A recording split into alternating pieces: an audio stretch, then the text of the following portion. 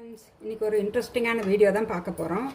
பட்டை அவரைக்காய், இந்த மாதிரி பட்டை அவரைக்காயில் ஒரு பொரியல் எங்கள் வீட்டில் நான் எப்படி செய்வேங்கிறத உங்களோட ஷேர் பண்ணிக்கிறேன். இந்த காயை வெஜிடபிள்னே சொல்ல முடியாது, ஒரு ஹெல்த் ஃபுட்டுன்னே சொல்லலாம். அந்த அளவுக்கு நிறைய மருத்துவ குணங்கள் இருக்குது. வீடியோ ஃபுல்லாக ஸ்கிப் பண்ணாமல் பாருங்கள், உள்ளே நிறைய டீட்டெயில்ஸாக சொல்லியிருக்கேன். எண்ணெய் கொஞ்சம் சூடாகட்டும். எண்ணெய் சூடாகிடுச்சு. அரை டீஸ்பூன் கடுகு, அரை டீஸ்பூன் உளுத்தம்பருப்பு, டீஸ்பூன் சீரகம். கடுகு நல்லா பொரியட்டும். கடுகு நல்லா பொரிய ஆரம்பிச்சிடுச்சு. கட் பண்ணியிருக்கிற வெங்காயம் போட்டாச்சு. நல்லா வதக்கிக்கலாம். கொஞ்சம் நேரம் வதக்கினா போதும்.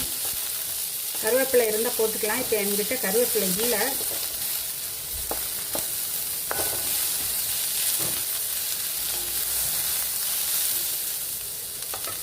இதில் இந்த கட் பண்ணியிருக்கிற அவரைக்காய் ஆட் பண்ணிக்கலாம். இந்த காயை வெஜிடபிள்னு சொல்கிறதுக்கு பதிலாக ஒரு மல்டி வைட்டமின் டேப்லெட்டுன்னு சொல்லலாம். அந்த அளவுக்கு நிறைய விட்டமின்ஸ் இருக்குங்க. நல்லா கலந்து விட்டு கொஞ்சம் உப்பு மஞ்சத்தூள் ஆட் பண்ணிக்கிறேன்.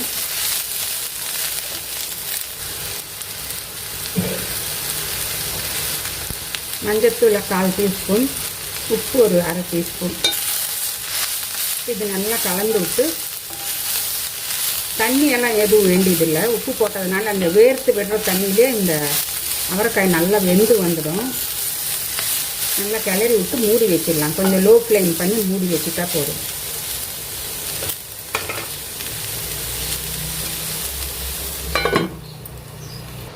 இப்போ நடுவில் கிளறி விடலாம்.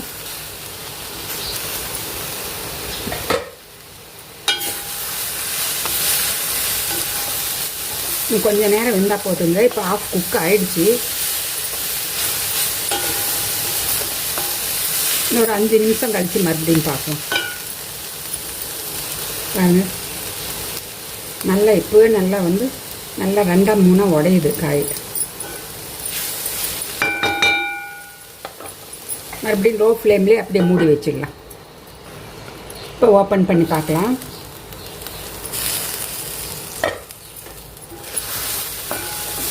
பாருங்க, காய் இப்போ நல்லாவே வெந்துடுச்சு. உங்களுக்கு ஒரு காய் அப்படியே மசிச்சு காமிக்கிறேன். நல்லா 2-3 உடையும். பாருங்க, பாருங்க, நல்லா இந்த கரண்டியாலேயே நல்லா நீங்கள் இப்படி தட்டினாலே 2 உடையும். கையில் சூடாக இருக்கும், அதனால தான் கையில் எடுக்க முடியல. இதில் தேவைன்னா நீங்கள் தேங்காய் துருவல் போட்டுக்கலாம். நான் இப்போ ஒரு வித்தியாசமாக இந்த கேரட்டு துருவல், இது மாதிரி நல்லா கேரட்டை துருவி போட்டுக்கிட்டிங்கன்னா எங்களுக்கு 2 விதமான பொரியலுக்கு உண்டான ஹெல்த் பெனிஃபிட்ஸும் கிடைச்சிடும்.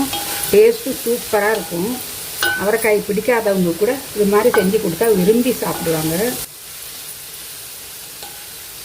இதில் ஒரு 1/4 டீஸ்பூன் பெருங்காயத்தூள்,